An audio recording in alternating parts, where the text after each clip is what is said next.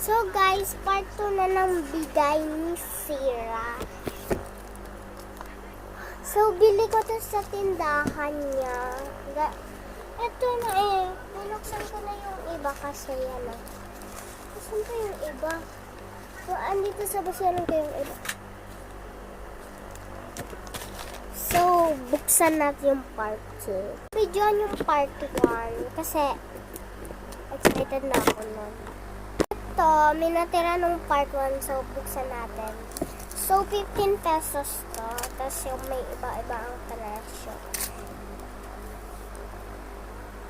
Sabi ko na eh, si Honey to yung isa eh. Oh my God, sino ba to? Si Hayen! Oh. That's incredible. Incredible. Sura natin. Ito naman, 56 pesos.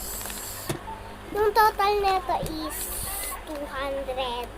Sakto may pera pa ako dun. Ay! Charot!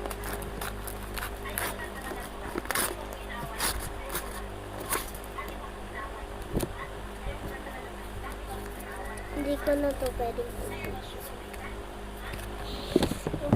Oh no! Okay. Are you okay, guys? No, wala. Wait lang. So, pumunta muna ako sa baba kasi kinuha ko yung gamit. Yung freebies niya. Ang daming freebies niyan. Ito, may nails. Pura number 1. Na isa, 33 pesos. Dalian mo na. Dalian mo na.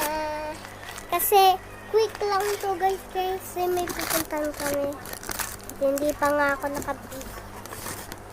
Ay! Stickers.